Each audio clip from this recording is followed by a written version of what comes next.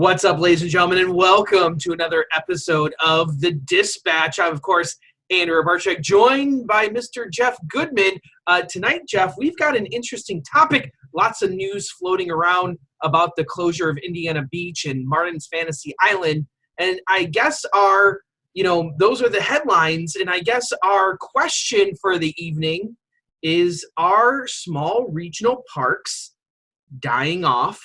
And are we going to see a lot more die off in the near future? You know, there's always talk of other places like Rye Playland maybe going away. Camden, Conneaut, the list of small, Lakemont, the list of small regional parks that are disappearing there's no shortage to that list. So, Jeff, should we just expect that all of them are going to go away, or is there a ray of hope here maybe? I don't know. I do see kind of like a common thread, and I think there's a lot of small regional parks that have shown like a very successful formula, and then there's other ones that we're starting to see fall into disarray. I know that Indiana Beach News hit a lot of Midwesterners really close to home.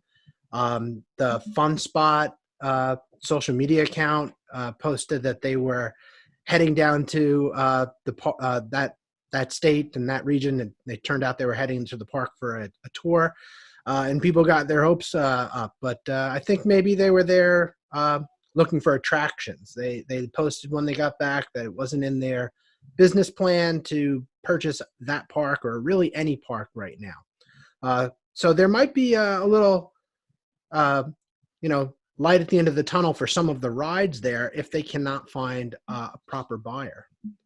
Well, and there's been talk of Indiana Beach, of the local government trying to figure something out, some buyers trying to come forward. But the problem, and a lot of people will argue that the attendance wasn't the problem there. When Apex took over, they changed the pricing structure. There's underlying things. They didn't really invest in the park all that much when they took over. Their last new coaster was Steel Hog. Not saying that small regional parks need to install coasters every other year. But they really haven't been keeping up with investment as opposed to everyone else who seems like they do. And I think that may be the distinction here of parks that we see failing and parks that might have a chance. A park close to your home, Adventureland, yes. And a park closer to me, also Adventureland, seems to do a pretty good job at investing. I look at Iowa, Adventureland, Iowa, they put in a smaller wind seeker, Storm Chaser, the best storm chaser in the world. They put in the Monster roller coaster. They just did a spinning roller coaster this year, one of the bigger, ones like Waldameer has.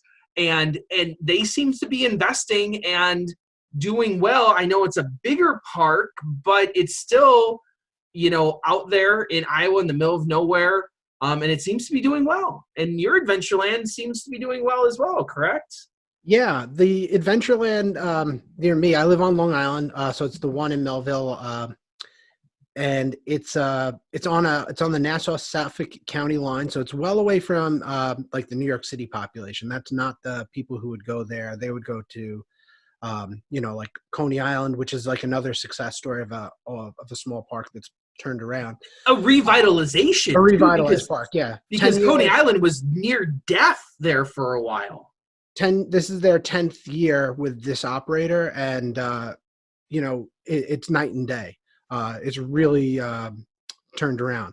But my Adventureland is a park that I've been going to since I was a small child. It's probably the place where I rode my first roller coaster. It's a park that has a lot of kid rides, a lot of like familiar SBF Visa, Huss, Zamperla rides, but they do put overlays on everything. They put custom like fiberglass shells on all of the vehicles. They have Adventureland graphics. They have like a frog hopper that's themed to a lighthouse, which is something that Long Islanders identify with. They've got a brand new haunted house. It's like this 2-story thing. I forgot the company. It's an Italian company. But it's, it was a major investment. It came right after they did Turbulence, just 2 or 3 years after Turbulence, which I think is probably the most successful mock coaster for $5 million. I mean, dollar for dollar, that's got to be the most successful coaster that they brought over to this side of to the world. And it's a park that invests in their infrastructure. And I feel like that's the biggest key here. When I look at like Ride Playland, which you brought up before, it's a park that's been getting by.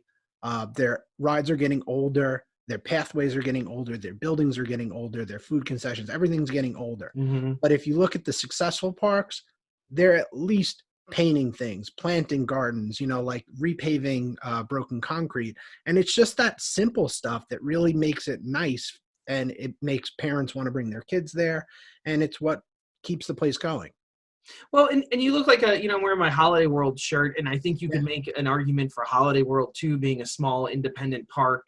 They do things and they got big rides, and they also court coaster enthusiasts. You look at a place like Knoebels, maybe a closer analogy to some of these places we're talking about. And Knoebels has that charm. Both of us, not a huge fan of the way it's set up. The rides are great, but they do a good job of courting different groups and getting people to their park. Enthusiasts, Danny talks about the covered bridge thing every year, in the Fall Fest, and the place is packed because they do a good job trying to court people to come there. And I feel that some of these parks, they just assume people should show up because they always have. And I feel that was the attitude with Indiana Beach. Maybe traditional advertising campaigns of billboards and radio things probably aren't the way to go. You look at Conneaut struggling, and they're making a little bit of a resurgence due to word of mouth. But these parks, like you said, you have to reinvest. And if you don't have that money, you're going to struggle. Camden, going to struggle. Lakeside in Denver, going to struggle. You have to reinvest in these places to make them feel safe, to make them feel like you want to go and spend money there. And I think we're not going to see the disappearance of small regional parks, because I think we've given plenty of examples here of regional parks that are doing well, that are successful. And I think we can boil it down to investment, which I know is tough for some places. If you don't have the money, it's hard to invest the money and take that risk. And then also, but upkeep, investment, and how you court people. I think how you bring people to the park is a pretty big thing. And, we just also saw a headline. What was the park? Wild Water Waves? Wild Water West, yeah. Okay, so that place, and it's out in South Dakota. South Dakota. Water park only thus far. They're making the leap, and they're going to put in an RMC Raptor. And like my friend Paul Draback said on our Facebook post, he said that, if he reminded me at IAAPA said that they sold a cheaper single rail to somebody, and apparently this might be that place. So once again, investment, trying to make that leap from water park to theme park as well. We see the place out in Iowa that bought Cannon. Possibly hasn't been installed yet, but they keep talking about installing that out there in Iowa too. So there's a market for small regional parks, but I think you have to have the right feel to your park. And that's where Indiana Beach, to me, just never had that feel. They never invested. It always seems not kept up well. And it's sad because that's history that's going away. And I know a lot of people have nostalgic feelings towards Indiana Beach, and that's sad.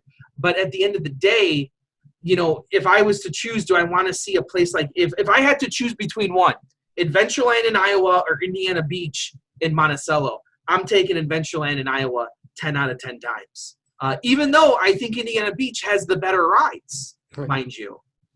Their wood coasters are fantastic. But I think Adventureland has the better shot because it feels like a theme park when you walk in that place. Yeah, I think I think it really boils down to the infrastructure, like you've been saying. If you walk into a place and there's unpainted surfaces or benches are broken, you're going to be like, these rides are sketchy, even if they're well maintained. So, those small touches are confidence builders.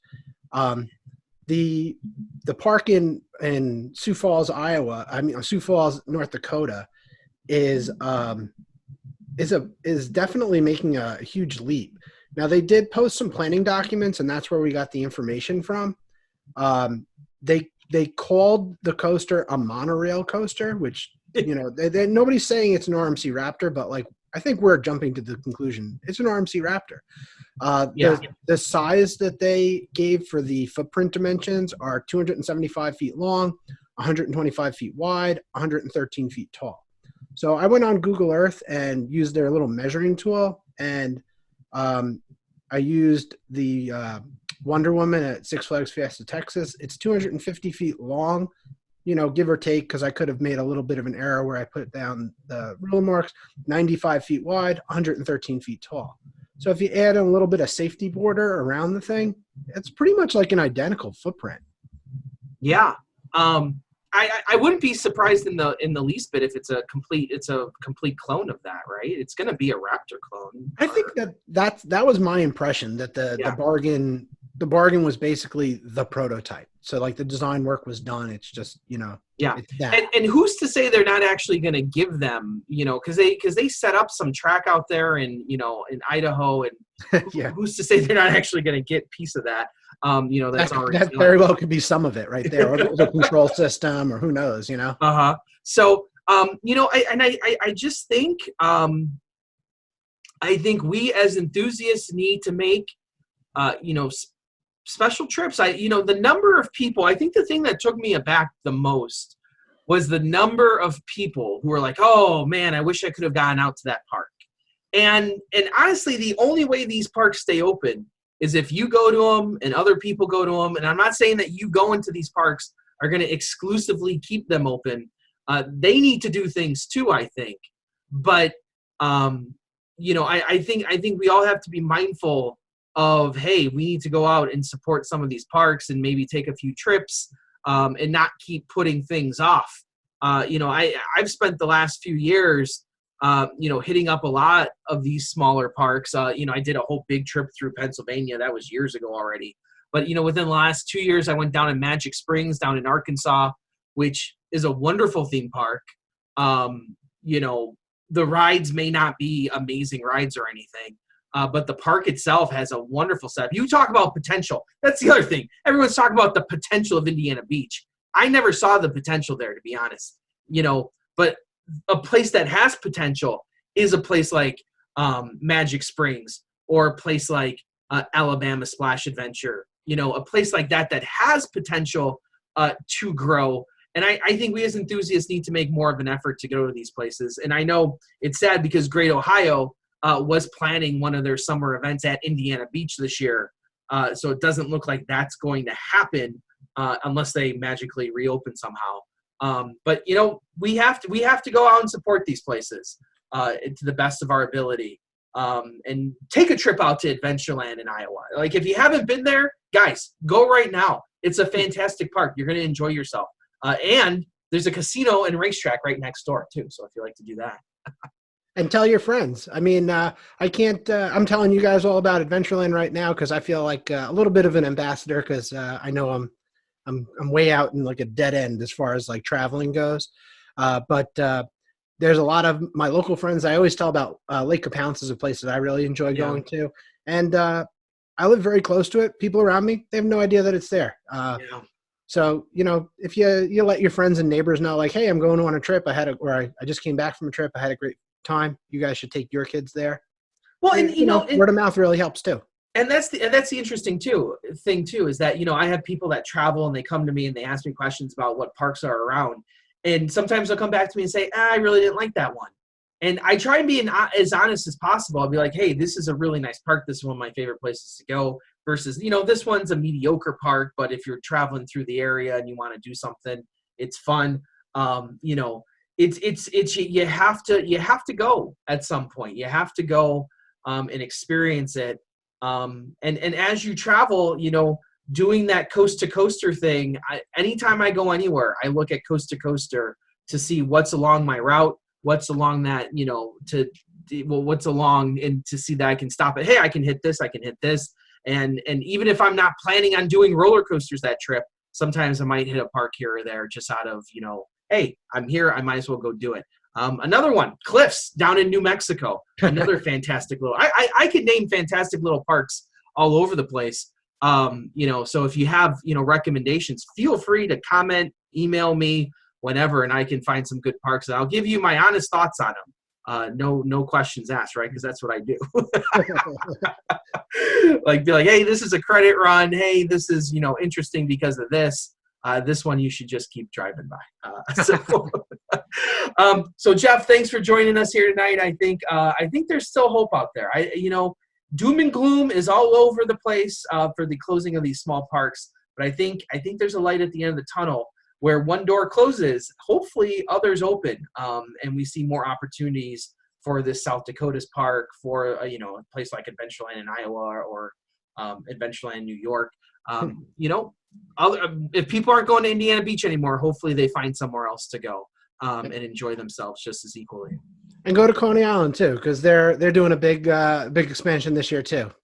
Oh, I love Coney Island, except the hot dogs. The hot dogs, I was not a fan of Nathan's hot dogs. All right, if you're coming to go to Coney Island, don't go to Nathan's. Go to Wahlburgers, same block. Okay. See, I didn't.